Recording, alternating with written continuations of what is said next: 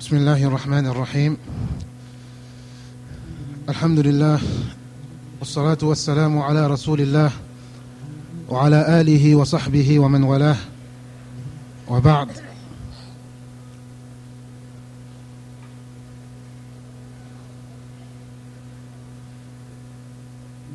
Hier, nous avions commencé la description de ce qu'est le pèlerinage, des actes à faire durant le pèlerinage.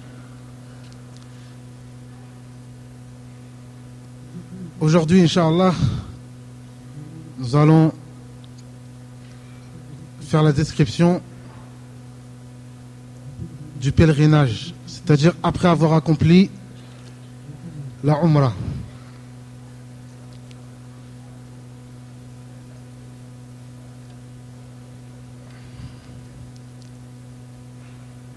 Donc, nous avons commencé par Al-Mutamatti', c'est-à-dire celui qui a accompli le pèlerinage et la Umrah. Il fait une Umrah, puis un pèlerinage, dans le même voyage. Donc, après avoir accompli les actes du pèlerinage, les actes de la Umrah, toute chose qui était interdite redevient permis jusqu'au jour où commencent les actes du pèlerinage, c'est-à-dire le 8e jour de Dhul Hijjah. Le 8e jour de Dhul Hijjah. Et c'est à partir de ce jour-là que commencent les rites du pèlerinage. Donc entre la fin de l'accomplissement de la Umrah et le 8 de Dhul Hijjah, le Mutamatti' a le droit, est autorisé à mener une vie normale, a la permission d'avoir des rapports avec son épouse, a la permission de tout ce qui était permis durant la Umrah. Donc avant de commencer à citer les rites du pèlerinage, nous avions cité hier 3 choses importantes à connaître par cœur. Les piliers de la Umrah, les obligations de la Umrah et les interdits de la Umrah. Donc le cours d'aujourd'hui est très lié au cours d'hier. Donc je vais poser 3 questions et j'espère trouver des volontaires qui y répondront. Donc la première question, quels sont les piliers de la Umrah? Y a-t-il un volontaire?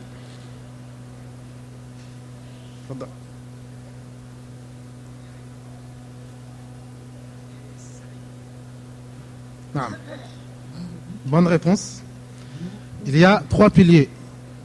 Al-Ihram, qui est de faire l'intention de se sacraliser, le Tawaf et le Sa'i. Ce sont les 3 piliers de la Umrah. Concernant le Hajj, ce sont les mêmes piliers. On ajoute un seul pilier à ces 3 piliers qui est Al-Wuquf bi Arafah, d'être présent à Arafah, le jour de Arafah. Donc les piliers du Hajj sont au nombre de 4. Les 3 piliers de la Umrah plus la présence à Arafah le jour de Arafah. Donc deuxième question, quelles sont les obligations de la Umrah? Un volontaire? Quelles sont les obligations de la Umrah? 2 obligations.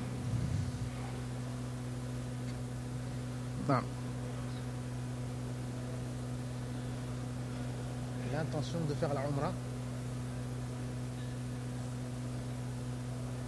Et quoi d'autre? Il y en a deux.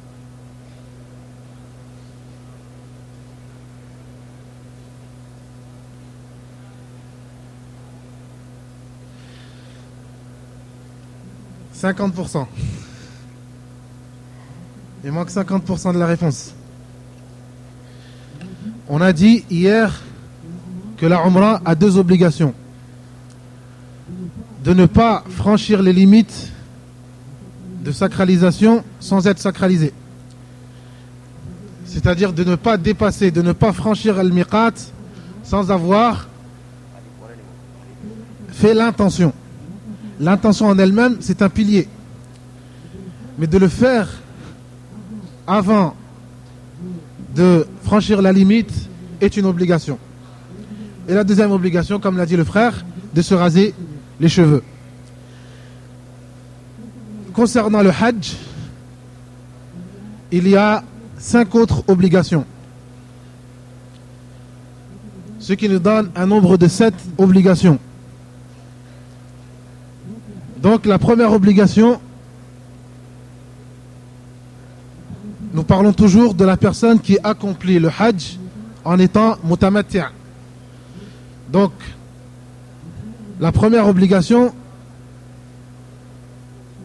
est les deux obligations que nous avons citées, de se sacraliser avant de franchir les limites de sacralisation. Et pour le mutamatti', il devra se sacraliser à la Mecque. Il devra faire l'ihram à la Mecque, comme tous les habitants de Mecca. Donc il se sacralise à l'hôtel dans lequel il habitera. Donc celle-ci est la première obligation. Il devra faire la sacralisation à Mecca. La deuxième obligation sera de rester le jour de Arafat jusqu'au coucher du soleil. Jusqu'au coucher du soleil. Le fait d'assister ou d'être présent le jour de Arafat à Arafat est un pilier. Le fait d'y rester jusqu'au coucher du soleil est une obligation. Donc la deuxième obligation est de rester à Arafat jusqu'au coucher du soleil. La troisième obligation est de passer la nuit à Muzdalifa.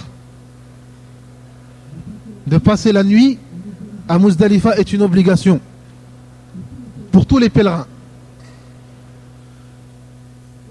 excepté les femmes, les personnes faibles ayant certaines difficultés. Le prophète sallallahu alayhi wa sallam leur a autorisé de ne passer que la moitié de la nuit.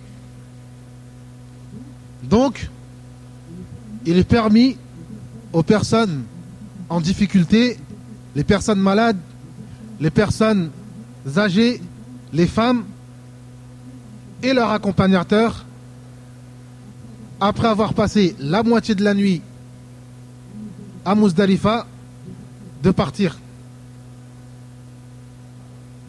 Toute autre personne n'est pas autorisée à partir, car le fait de passer toute la nuit à Muzdalifa est une obligation.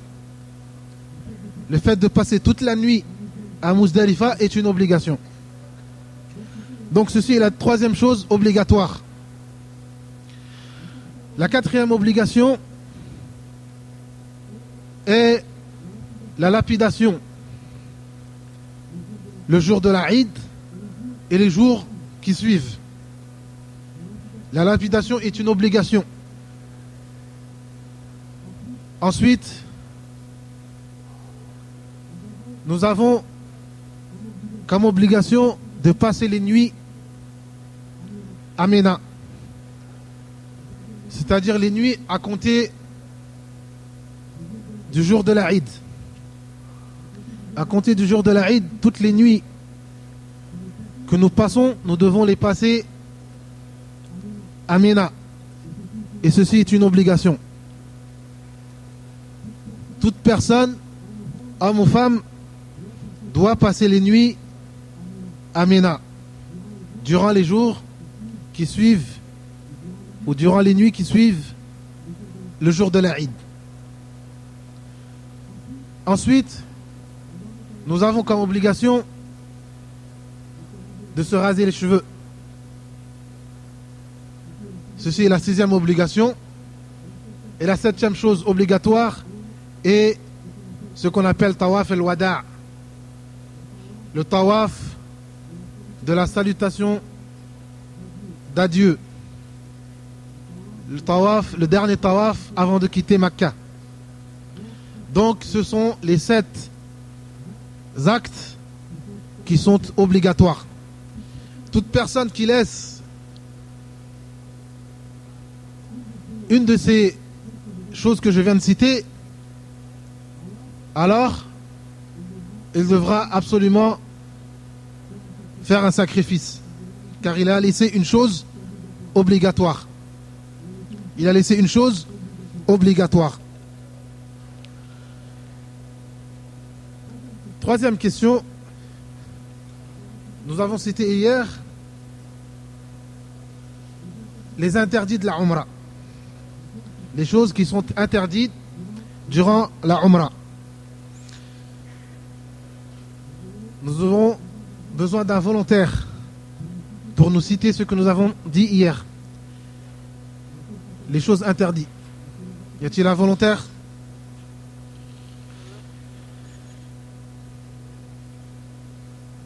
Durant la Umrah, il y a certaines choses qui sont interdites. Toute personne qui va accomplir la Umrah doit connaître ces choses. نعم نعم نعم. Comment? Les cheveux aussi. Comment? Alhamdulillah, le frère il a cité la moitié. Il a déjà dit. Il a déjà dit. Il a déjà dit. Chasser. Se marier ou marier.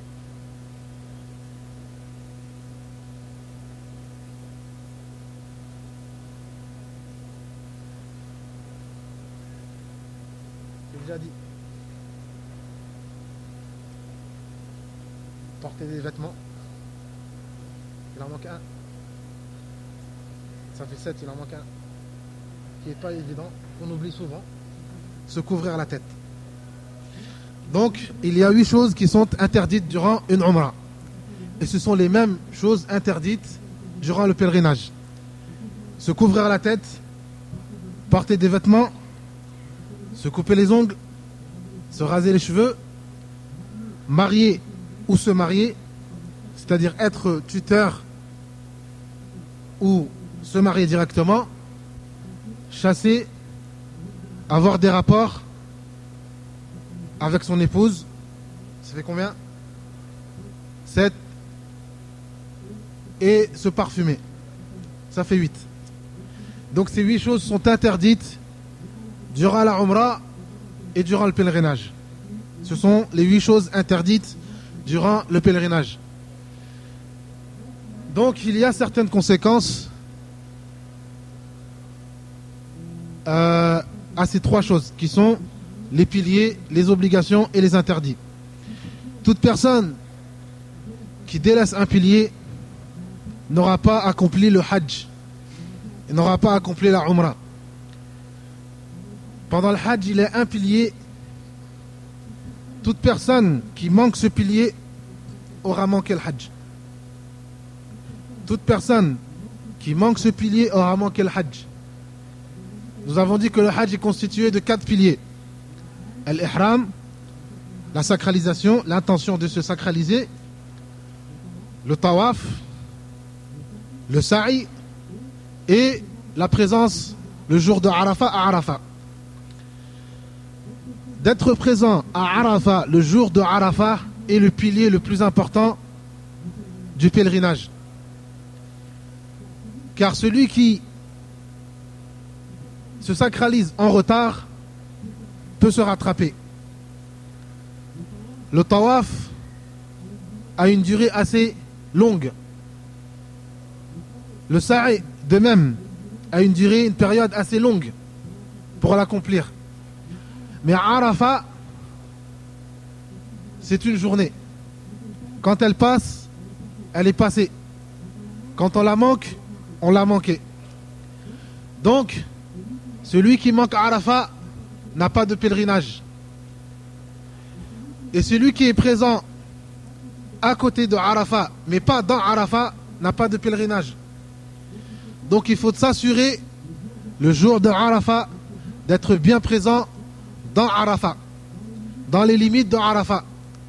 Toute personne qui est hors Arafat n'a pas de pèlerinage. C'est le pilier le plus important du pèlerinage. C'est le pilier le plus important du pèlerinage. Donc, ceci sont les conséquences de ceux qui manquent un pilier. Ensuite, il y a les obligations. Celui qui délaisse une chose obligatoire pourra se rattraper en faisant un sacrifice. Celui qui délaisse une chose obligatoire pourra se rattraper en faisant un sacrifice, comme nous l'avons expliqué hier. Celui qui commet une chose interdite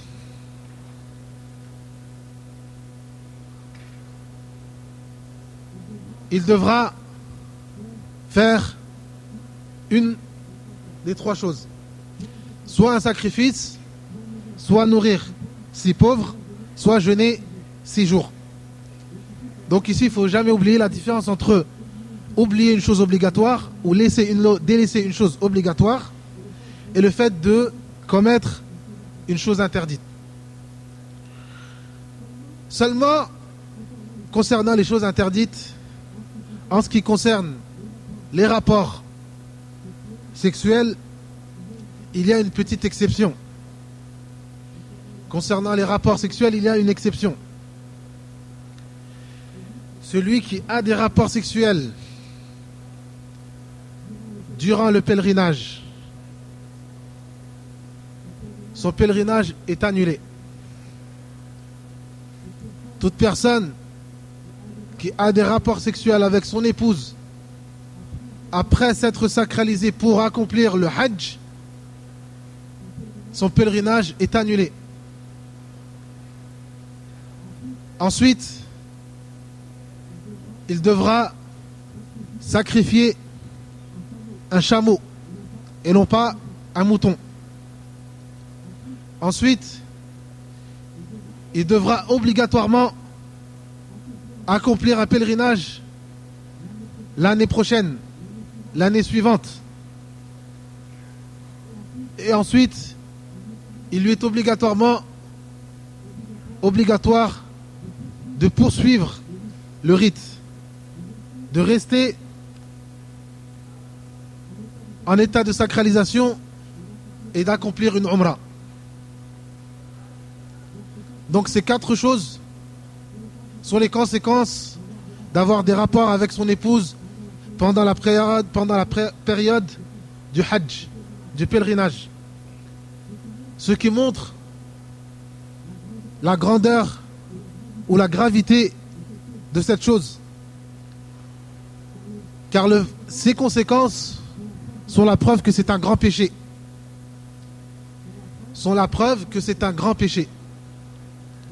D'avoir des rapports avec son épouse durant le hajj est un grand péché. Et il y a les conséquences que je viens de citer.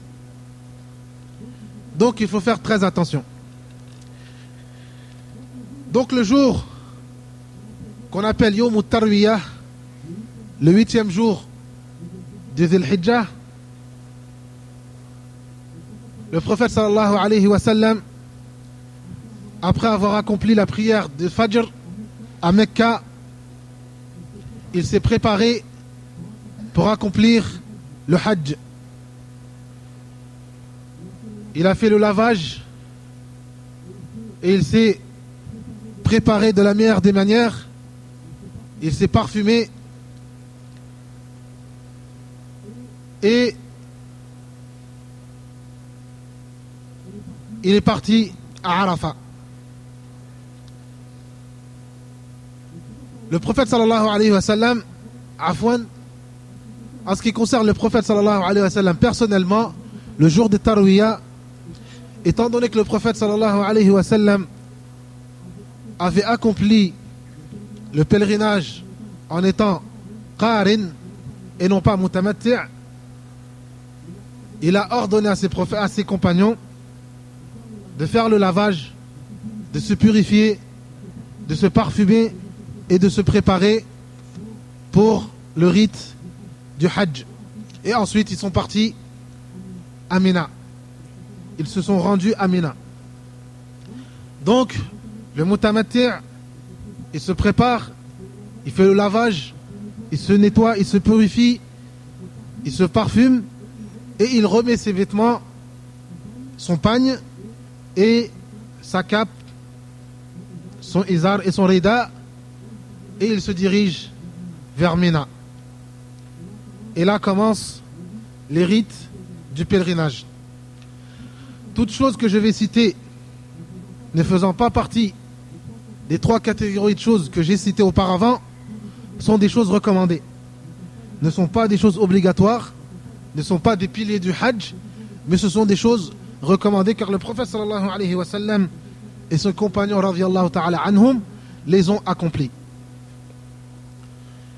Je vais revenir un petit peu en arrière concernant la personne qui va accomplir le Hajj en étant mufrid, c'est-à-dire accomplir le Hajj seul, accomplir seulement un Hajj, ou la personne qui va accomplir le Hajj qarinan, c'est-à-dire accomplir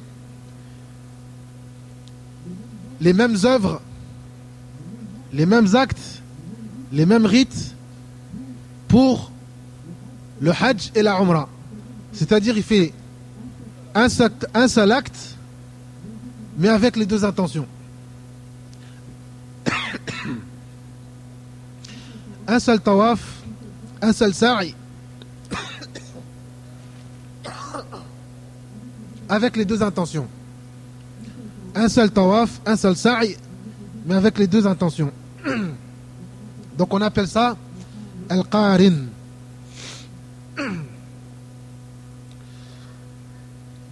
Le qarin, quand il arrive à Dhul Hulayfa,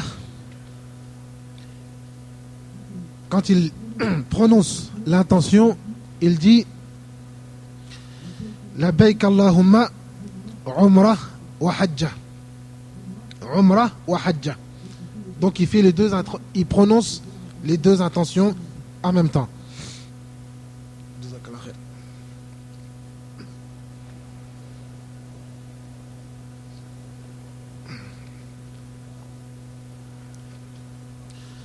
Donc le qarin, il fait, quand il prononce son intention de Dhul Hulayfa, il dit Labbaik Allahumma Umrah wa Hajja. Il prononce les 2 intentions en même temps, et chaque acte qu'il va accomplir, elle sera pour les 2 adorations en même temps, pour les 2, c'est-à-dire pour la Umrah et pour le Hajj en même temps. Le Mufrid, lui aussi, il accomplit un seul acte pour seulement le Hajj. La différence entre le Mufrid et le Qarin, c'est seulement par l'intention. Les actes du Mufrid sont les mêmes actes que le Qarin. Le Qarin et le Mufrid ont les mêmes actes. Seulement, ce qui les diffère, c'est l'intention. Le Qarin a l'intention de faire la Umrah et le Hajj. Le Mufrid a l'intention de faire seulement le Hajj. Et la deuxième différence entre les deux, c'est que le Mufrid n'a pas de sacrifice à faire, contrairement au Qarin. Le Qarin a un sacrifice à faire comme le Mutamatti'. Donc le prophète sallallahu alayhi wa sallam, il était Qarin quand il a accompli le Hajj. Donc le Qarin, quand il arrive à la Mecque, il accomplit le Tawaf et il accomplit le Sa'i s'il le veut. Il a le choix, car il a un seul Sa'i à faire. Quand il arrive, le Tawaf qu'il fait, c'est le Tawaf qu'on appelle Tawaf al-Qudum, le Tawaf d'arrivée. Et la même chose pour le Mufrid. Quand il arrive à Mecca, il accomplit le premier tawaf qu'on appelle tawaf al-Qudum. Et ce tawaf est obligatoire. Ce tawaf est obligatoire mais n'est pas un pilier. Concernant le mutamatti', je vous ai dit que le tawaf était un pilier. Car le tawaf que le mutamatti' accomplit, les tawafs accomplis par le mutamatti' sont de deux. Un tawaf et un sa'i pour la umrah, un second tawaf et un second sa'i pour le hajj. Donc chaque umrah et chaque tawaf accompli, chaque tawaf et chaque sa'i accompli par le mutamatti', ce sont des piliers, excepté tawaf al-wada'. En ce qui concerne le mutamatti' et le mufrid, quand ils arrivent à Mecca, le tawaf qu'ils accomplissent est un tawaf obligatoire, mais ce n'est pas un pilier. En ce qui concerne le sa'i, étant donné qu'ils n'ont qu'un sa'i à accomplir, ils ont le choix. Soit ils accomplissent le sa'i qui est un pilier du hajj après avoir accompli la umrah, soit après avoir accompli tawaf al-qudum, ou alors ils le retardent jusqu'à ce qu'ils accomplissent le tawaf du hajj, le tawaf qui est un pilier durant le hajj. Donc le prophète sallallahu alayhi wa sallam, quand il est arrivé à Mecca, car il était qarin, il a accompli tawaf al-qudum, le tawaf d'arrivée qui est un tawaf obligatoire mais qui n'est pas un pilier, et il a aussi accompli le sa'i qui est un pilier. Donc le prophète sallallahu alayhi wa sallam a accompli le premier pilier de hajj ou le second pilier du hajj le jour de son arrivée à Mecca. Donc quand il arrive à Mecca, toute personne qui est qarin ou mufrid, quand il arrive à Mecca, il reste en état de sacralisation. Les choses interdites restent interdites. Les choses qui lui sont obligatoires lui restent obligatoires jusqu'au 8e jour de Dhul Hijjah. Donc le mufrid et le qarin restent en état de sacralisation. Le prophète sallallahu alayhi wa sallam, il est arrivé à Mecca le 4e jour de Dhul Hijjah. Il est arrivé à Mecca le 4e jour de Dhul Hijjah. Et il est resté en état de sacralisation jusqu'au 8e jour de Dhul Hijjah. Jusqu'au 8e jour de Dhul Hijjah. Concernant les femmes qui ont les règles, qui ont leur menstru, il aurait et qui ont l'intention de faire une umrah, c'est-à-dire qui ont l'intention d'accomplir le hajj mutamatti'an. Quand ils arrivent à Mecca et qu'elles ont toujours la règle jusqu'au 8e jour, alors à ce moment-là, leur umrah devient automatiquement elles deviennent directement qarin. Elles deviennent automatiquement qarinan. Comme c'était le cas de Aïcha radhiyallahu ta'ala anha. Elle a eu ses règles, elle est arrivée à Mecca, elle n'a pas pu faire sa umrah jusqu'au 8e jour de Dhul Hijjah. Donc, elle est devenue qarinan. Donc, elle change son intention et elle devient qarin. C'est-à-dire qu'elle accomplira un tawaf et un sa'i pour la umrah et pour le hajj, comme le prophète sallallahu alayhi wa sallam l'a fait. Le mufrid, c'est la même chose. Quand il arrive à Mecca, jusqu'au 8e jour, il reste en état de sacralisation. La seule personne qui se resacralise le 8e jour, c'est la personne qui était mutamatti'. La seule personne qui se resacralise le 8e jour, c'est celle qui était mutamatti'. Ou alors, les habitants et les résidents de Mecca. Les habitants et les résidents de Mecca. C'est un petit peu compliqué, mais j'espère que c'est assez clair. Le 8e jour, tous ces gens-là sont en état de sacralisation et se dirigent à Mina. Arrivé à Mina, le 8e jour, le prophète sallallahu alayhi wa sallam y a accompli la prière de Dhuhr à l'heure de Dhuhr. Ensuite, il a accompli la prière de l'Asr à l'heure de l'Asr. Ensuite, il a accompli la prière de Maghrib. Il a prié la prière de Maghrib à l'heure de Maghrib. Al-Isha à l'heure de l'Isha. Et le lendemain, le 9, le jour de Arafah, il a accompli la prière de Subh à Mina à l'heure de la prière de Subh. Donc le prophète sallallahu alayhi wa sallam, le 8e jour, il a accompli chaque prière à l'heure. Et chaque prière, il l'a raccourci. Chaque prière, il l'a priée en 2 unités. Et le fait de prier la prière en 2 unités est valable même pour les résidents de Makka. Même pour les résidents de Makka et les habitants de Makka, ils prient cette prière en 2 unités. Chaque prière, on les raccourcit. C'est-à-dire les prières qui se raccourcissent, qui sont les prières de 4 unités, se raccourcissent en 2 unités. La prière de Dhuhr, on l'a pris en 2 unités. Al-Asr, 2 unités. Al-Maghrib, on l'a pris comme elle est.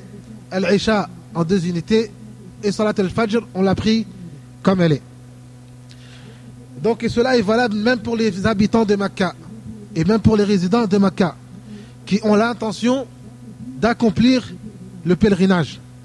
Car les habitants de Makka qui vont à Mina mais qui ne sont pas à Mina pour accomplir le pèlerinage, qui sont à Mina pour le commerce, pour vendre, etc., ne sont pas autorisés à raccourcir les prières. Ceci est un rite exclusif aux pèlerins. Donc le lendemain, le 9, après avoir accompli la prière de Subh, le prophète sallallahu alayhi wa sallam s'est dirigé vers Arafat. Donc, on se dirige vers Arafat pour accomplir le 3e pilier en ce qui concerne le Mufrid qui n'a pas accompli le Tawaf. En ce qui concerne le Mufrid et le Qarin, leur présence à Arafat est leur 3e pilier. Et en ce qui concerne le Mutamatti', c'est son 2e pilier. Le 1er pilier étant de se sacraliser. Le 2e pilier pour le Mutamatti', c'est la présence à Arafat. En ce qui concerne le Mufrid et le Qarin, ils ont déjà accompli le Sa'i. Ceux qui ont déjà accompli le Sa'i, ils ont déjà fait leur 2e pilier. Leur présence à Arafat est leur 3e pilier. Donc arrivé à Arafat, il est obligatoire de prier Salat al-Dhuhr et Salat al-Asr ensemble, c'est-à-dire on les regroupe et on les prie Qasran, c'est-à-dire on les raccourcit. Chaque prière on les prie en 2 unités. 2 rak'at pour Salat al-Dhuhr, 2 rak'at pour Salat al-Asr. On fait une seule adhan pour les 2 prières et on fait une iqama pour chaque prière. On fait une seule adhan et on fait 2 iqama, une iqama pour chaque prière. Et après, c'est à ce moment-là que commence la présence à Arafat. C'est à ce moment-là que commence la présence à Arafat. Le pilier d'Arafat commence après Salat al-Dhuhr. Ensuite, on reste à Arafat. On invoque Allah Azza wa Jal jusqu'au coucher du soleil. On invoque Allah Azza wa Jal, on récite le Coran, on essaye d'être le plus sincère envers Allah Azza wa Jal ce jour-là. On essaye d'être le plus proche d'Allah Azza wa Jal ce jour-là. On essaye de faire partie de ses meilleurs adorateurs ce jour-là. Car ce jour-là, comme il a été rapporté dans un hadith du prophète sallallahu alayhi wa sallam, ce jour-là, Allah Azza wa Jal, il n'y a pas de jour dans l'année dans lequel Allah Azza wa Jal a franchi le plus d'adorateurs de l'enfer que le jour de Arafat. Le jour où Allah Azza wa Jal il a franchi le plus nombreux de ses adorateurs, c'est le jour de Arafat. Donc, Allah Azza wa Jal, ce jour-là, il a franchi beaucoup de ses adorateurs. Donc, toute personne essaye et invoque Allah Azza wa Jal afin de faire partir de ces personnes qu'Allah Azza wa Jal a franchies de l'enfer. Car toute personne qu'Allah Azza wa Jal a franchie dans l'enfer, c'est que cette personne a été agréée. C'est qu'Allah Azza wa Jal a été satisfait de toi. Et Allah Azza wa Jal, quand il est satisfait d'une personne, c'est que cette personne a atteint le degré de la piété.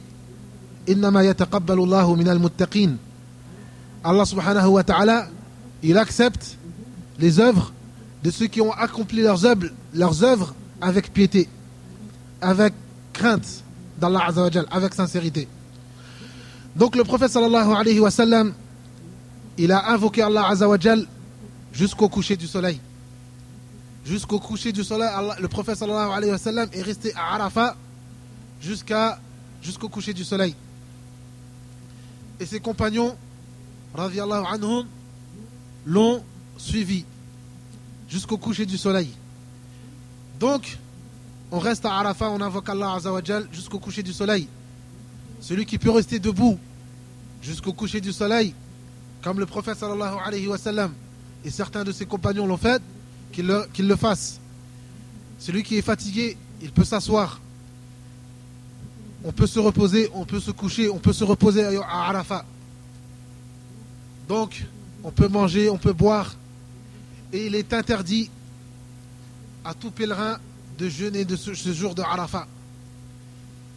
Tout pèlerin, il est interdit formellement de jeûner le jour de Arafat. Certaines personnes, le prophète sallallahu alayhi wa sallam, il lui a été rapporté que certains de ses compagnons ont jeûné le jour de Arafat. Le prophète sallallahu alayhi wa sallam a dit: ces gens-là m'ont désobéi. Ces gens-là m'ont désobéi. Ce gens-là m'ont désobéi.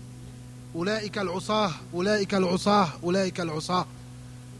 Donc ce jour, le prophète sallallahu alayhi wa sallam a interdit de jeûner ce jour aux pèlerins. Donc, on mange, on boit, on prend des forces pour pouvoir invoquer Allah Azza wa Jal de la meilleure des manières, jusqu'au coucher du soleil. Après le coucher du soleil, on se dirige vers Muzdalifa.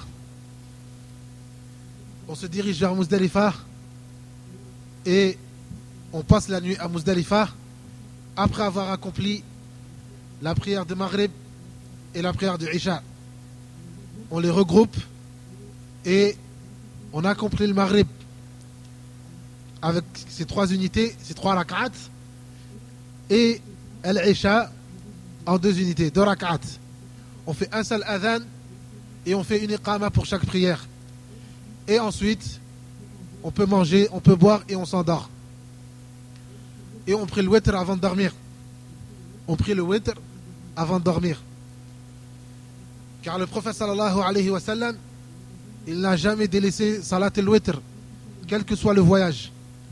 Le prophète sallallahu alayhi wa sallam, il n'a jamais délaissé al-witr.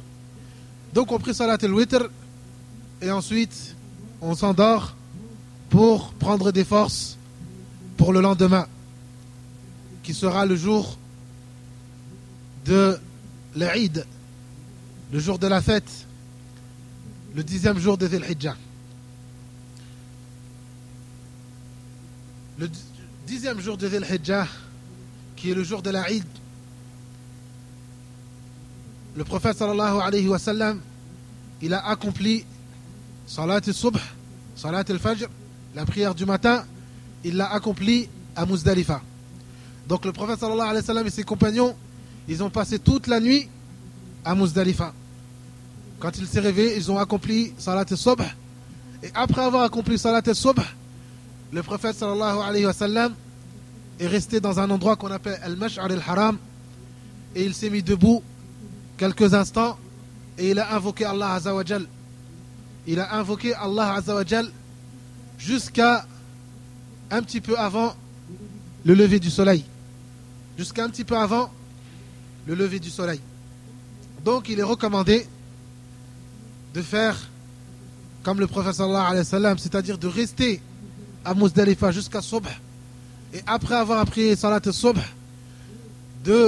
d'invoquer Allah Azza wa Jal à Muzdalifa, d'invoquer Allah Azza wa Jal à Muzdalifa jusqu'à un petit peu avant le lever du soleil.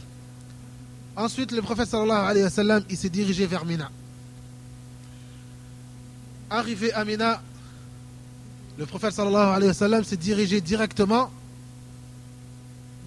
dans le lieu de la lapidation, le lieu des Jamarat, le lieu de lapidation. Le prophète sallallahu alayhi wa sallam ce jour-là, il a accompli 4 rites. Le jour de la Eid, après qu'il est retourné à Mina, il a accompli 4 rites. La première chose qu'il a accompli, c'est le jet de cailloux, la lapidation. Et ce jour-là, on lapide car il y a 3 puits dans lesquels on doit lapider. Il y a le petit, le moyen et le grand. Donc ce jour-là, on lapide seulement le grand. On lapide seulement le grand avec 7 cailloux. Et les cailloux, il n'y a pas de lieu spécial dans lequel on doit ramasser les cailloux. Le prophète sallallahu alayhi wa sallam, en chemin, en se dirigeant vers Mina, il a ordonné à un de ses compagnons de lui ramasser 7 cailloux. Al-Fadl ibn Abbas, radiyallahu ta'ala anhu, qui est aussi le cousin du prophète sallallahu alayhi wa sallam, il lui a dit de lui ramasser 7 cailloux. Donc il n'y a pas de lieu précis dans lequel on doit ramasser les cailloux. Qu'on les ramasse à Muzdalifa, en chemin à Mina, c'est autorisé. Il n'y a pas de lieu spécial dans lequel on doit ramasser les cailloux. Donc le prophète sallallahu alayhi wa sallam a lapidé le grand Jamarat de 7 cailloux. Et après la lapidation, il s'est dirigé vers Mecca. Il s'est dirigé vers Mecca et arrivé à Mecca, avant de partir à Mecca, après la lapidation, il a fait le deuxième rite, il a égorgé son mouton. Il a égorgé son mouton. Car le prophète sallallahu alayhi wa sallam, il était qarin. Donc le qarin et le mutamati', ce jour-là, ils doivent égorger, ils doivent sacrifier un mouton. C'est le deuxième rite obligatoire. Ensuite, le prophète sallallahu alayhi wa sallam, il s'est rasé les cheveux. Il s'est rasé la tête. C'est le troisième rite que le prophète sallallahu alayhi wa sallam a accompli ce jour-là. Sallallahu alayhi wa sallam. Et ce rite, le mufrid, le mutamati' et le qarin, tous accomplissent ce rite. Tous se rasent les cheveux. Et il est préférable de se raser la tête entière. Car le prophète sallallahu alayhi wa sallam, il dit Allahumma arhamil muhalliqin. Le prophète sallallahu alayhi wa sallam a dit, a invoqué Allah Azza wa Jal, et il lui a dit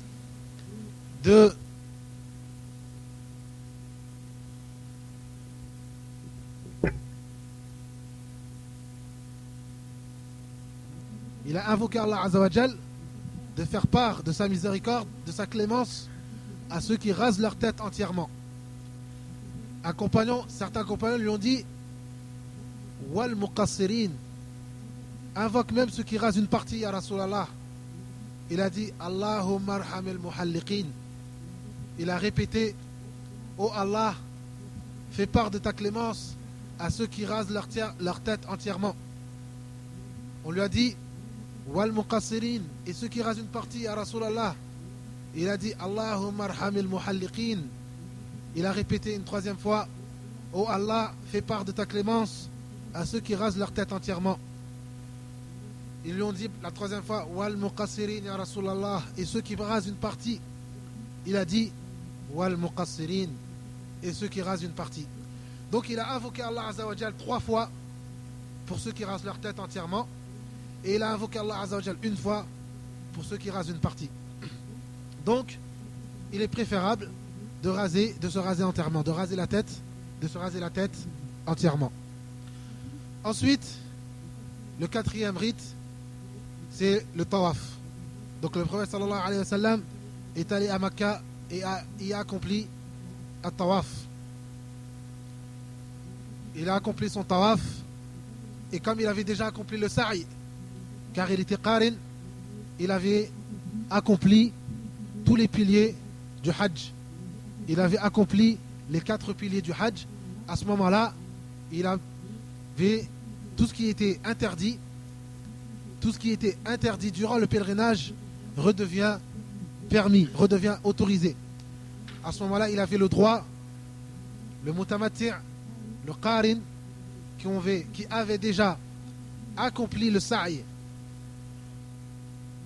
après le tawaf al-qudum, ont le droit de faire tout ce qui était interdit. Et à ce moment-là, tout ce qui était interdit, même les rapports avec leurs femmes, sont autorisés. À ce moment-là, tout ce qui était interdit devient autorisé. Même les rapports avec leurs femmes est autorisé.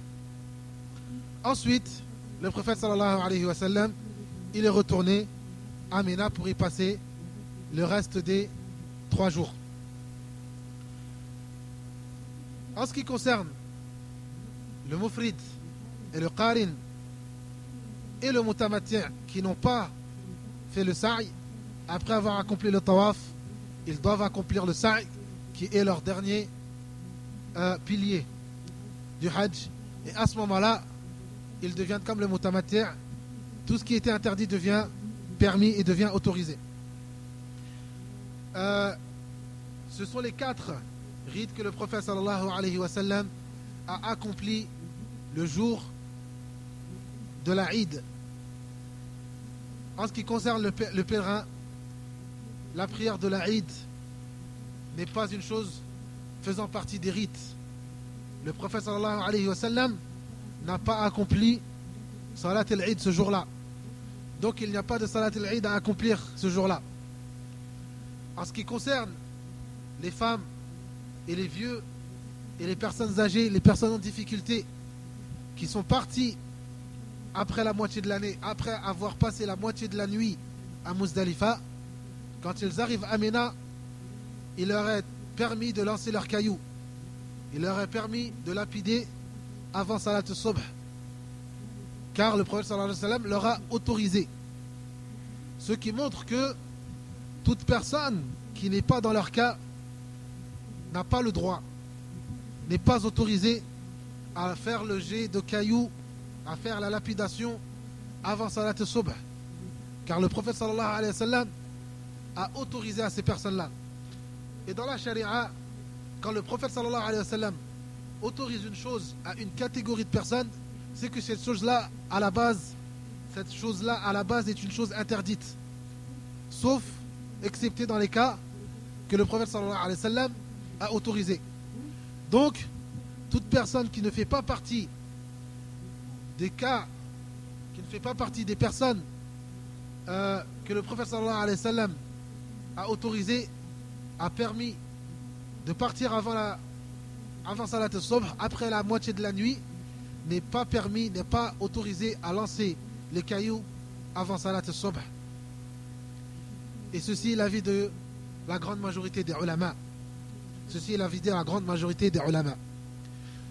En ce qui concerne le jour de la Eid, les 4 rites accomplis par le prophète sallallahu alayhi wa sallam, il y a certains compagnons du prophète sallallahu alayhi wa sallam qui ont accompli ces rites dans un ordre autre que l'ordre du prophète sallallahu alayhi wa sallam. Le prophète sallallahu alayhi wa sallam, comme je vous ai dit, il a lancé les cailloux, puis immoler, fait son sacrifice, puis raser ses cheveux, puis fait le tawaf. Certains ont interverti entre ces rites-là.